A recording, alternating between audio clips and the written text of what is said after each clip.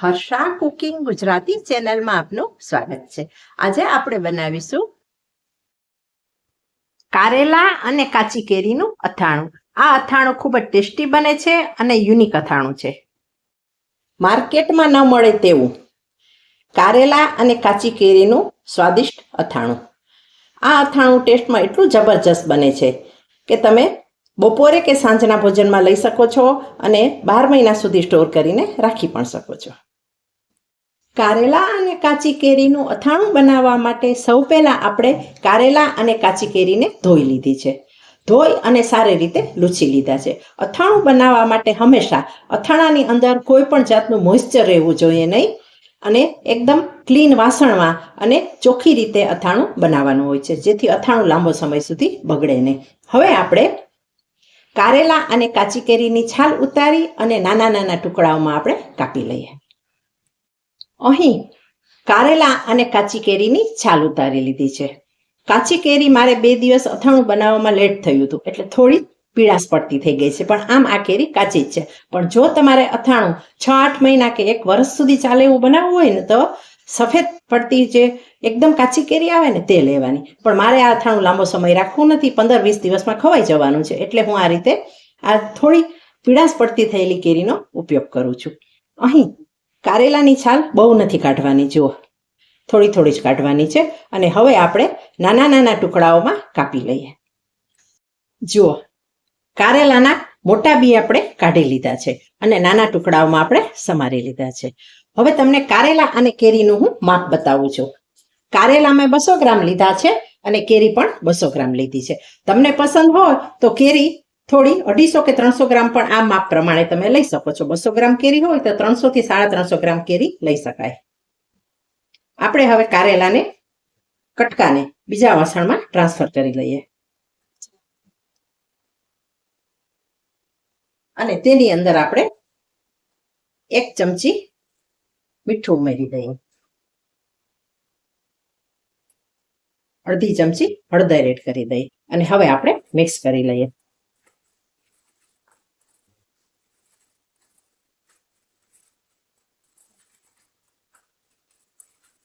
કારેલાના ટુકડાઓમાં મીઠું અને હળદર મિક્સ કર્યા પછી આપણે ઢાંકી અને 1 કલાક રાખી મૂકીશું। એટલે કારેલાનું પાણી આપણે કાઢવાનું છે, જેથી કડવાશ થોડી હોય ને તો એ ઓછી થઈ જાય। અને અહીં જે કેરીના કટકા કરેલા છે તેમાં હું કાંઈ જ ઉમેરીશ નહીં, એમ જ આપણે પંખાની નીચે રાખી મૂકીશું। કારેલાને હળદર અને મીઠામાં બોળી રાખ્યાને કલાક થયો છે। હવે આપણે જોઈ લઈએ। જુઓ કારેલા જે સુધારેલા છે તેમાં હળદર અને મીઠું ઉમેરેલું છે, તેમાંથી પાણી છૂટું પડ્યું છે। હવે આપણે પાણીને નીચોવી લઈએ। આ રીતે હથેળીની મદદથી આપણે પ્રેસ કરી અને બધું જ પાણી કાઢી લઈએ। પાણી કાઢી લીધા પછી આપણે આ થાળીમાં છૂટું છૂટું પાથરી દેશું।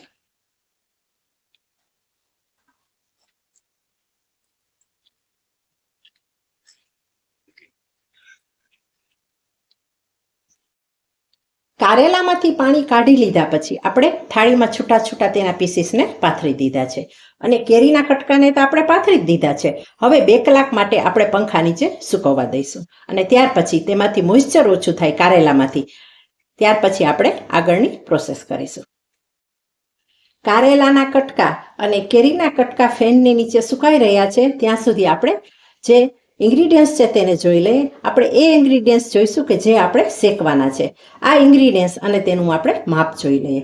અહીં 1 ટેબલસ્પૂન મેં વરિયાળી લીધી છે, 1 ટેબલસ્પૂન ધાણા, 1 ટેબલસ્પૂન જીરું, 1 ટેબલસ્પૂન રાઈ, અડધી ટેબલસ્પૂન અજમા અને નાની ચમચી જે હોય છે 5 ચમચી મેથીના દાણા। અહીં મેથીના દાણા વધારે નથી લેવાના, મેથીના દાણા માત્ર 5 ચમચી થોડાક જ ટેસ્ટ પૂરતા જ લેવાના છે આ અથાણામાં।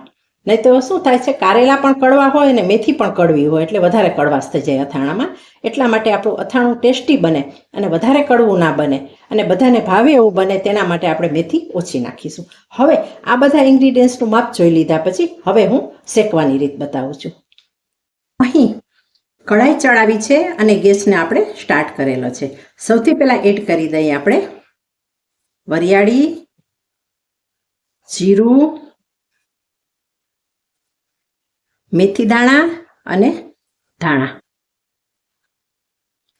મસાલા બધા ફ્રેશ જ લેવાના, એટલે અથાણું ટેસ્ટમાં સરસ લાગે, ફ્લેવર પણ સરસ આવે અને લાંબો સમય ટકી પણ રહે. જૂના મસાલા લેવાના નહીં. હવે આપણે ધીમા તાપ પર રોસ્ટ કરી લઈએ. મસાલા ફૂટવાનો અવાજ આવે, ગરમ થઈ જાય એટલું આપણે શેકવાનું છે.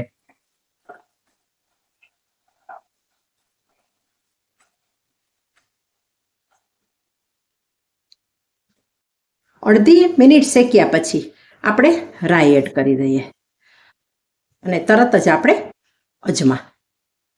રાઈ અને અજમાને શેકાતા વાર લાગતી નથી, એટલે ગરમ પેનમાં જ આપણે શેકવાનું છે. અને અહીં ગેસને આપણે હવે બંધ કરી દઈએ અને રાઈ અને અજમા પણ સારી રીતે ગરમ પેનમાં શેકાઈ જશે. આ મસાલાને આપણે શેકવાનો હેતુ એવો છે કે અંદર મસાલાની અંદર થોડો ઘણો જો ભેજ હોય ને તો નીકળી જાય અને થોડોક આ બધા મસાલા સૂકા થઈ જાય અને થોડોક ફ્લેવરવાળા બની જાય, એટલા માટે આપણે શેકીએ છીએ. અડધી મિનિટ આ રીતે શેક્યા પછી આપણે બીજા વાસણમાં ટ્રાન્સફર કરી લઈશું.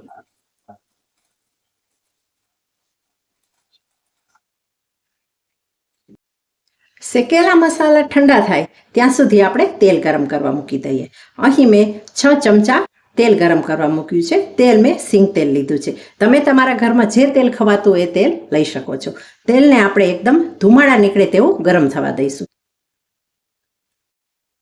શેકેલા મસાલા ઠંડા થઈ ગયા છે. હવે આપણે એડ કરી દઈશું મિક્સર જારમાં. અને હવે મિક્સર જારમાં એડ કર્યા પછી આપણે કોર્સલી ગ્રાઇન્ડ કરી લેશું. પણ મિક્સરને આપણે 2 વખત ચાલુ બંધ કરી અને આપણે પીસીશું, જેથી ફાઇન પાવડર બની જાય નહીં. જુઓ, મસાલાને આપણે કોર્સલી એક આખા પાખા પીસી લીધા છે.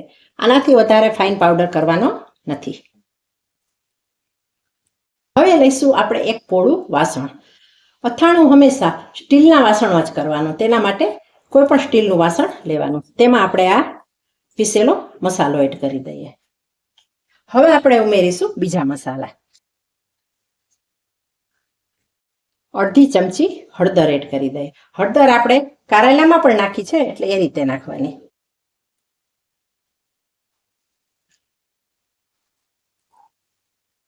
એક ચમચી મીઠું, થોડુંક વધારે નાખી દઈએ 1 ચમચીથી.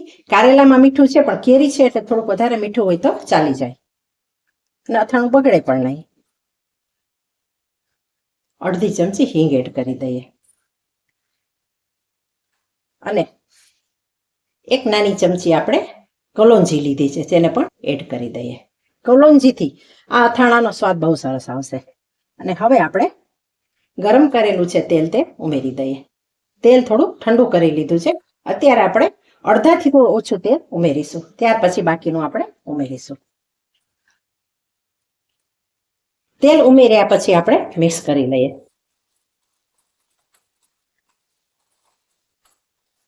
અત્યારે કારેલાની અને કેરીની સિઝન છે ને કારેલા અત્યારે સરસ આવે છે અને કેરીની સિઝન પણ અત્યારે કાચી કેરીની ચાલુ જ છે. તો આ અથાણું બનાવી લીધું હોય ને તો 12 મહિના સુધી બગડે નહીં તેવું અથાણું તૈયાર થાય છે.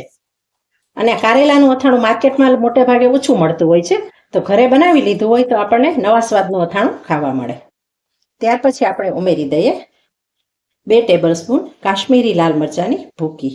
તમારે જો અથાણાને તીખું કરવું હોય તો અડધી કાશ્મીરી મરચાંની ભૂકી અને અડધી તીખી મરચાંની ભૂકી ઉમેરી શકાય.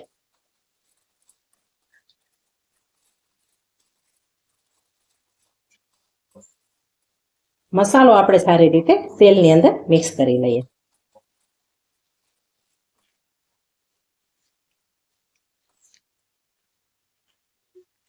હવે આ મસાલાની અંદર આપણે કારેલાને એડ કરી દઈએ. કારેલા જો એકદમ સરસ રીતે ડ્રાય થઈ ગયા છે. 2 કલાકમાં પંખાની નીચે સૂકવી દીધા. તમે તડકો દેવાની જરૂર નથી. પણ જો તમારે લાંબો સમય 1 વર્ષ રાખવું હોય ને તમને એવું લાગે તો અડધો કલાક તડકો આપી દેવાનો. અને ત્યાર પછી આપણે કેરીના ટુકડા ઉમેરી દઈએ.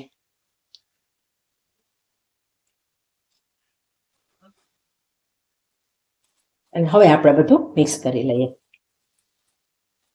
આ એક કારેલા કેરીનું નવા પ્રકારનું અથાણું છે કે જે અથાણું મોટે ભાગે માર્કેટમાં મળતું હોતું નથી, પણ આપણે ઘરે બનાવીએ તો જ આપણને આનો ટેસ્ટ ચાખવા અને ખાવા મળે. એટલે જો ઘરે બનાવી લઈએ તો એક નવા પ્રકારનું અથાણું ઘરમાં તૈયાર થઈ જાય. અને અત્યારે અથાણાની ને કેરીની કારેલાની સિઝન પણ છે. જો એકદમ સરસ રીતે આપણે બધું મિક્સ કરી લઈએ એટલે મસાલો કારેલા અને કેરીમાં સરસ રીતે ભળી જાય.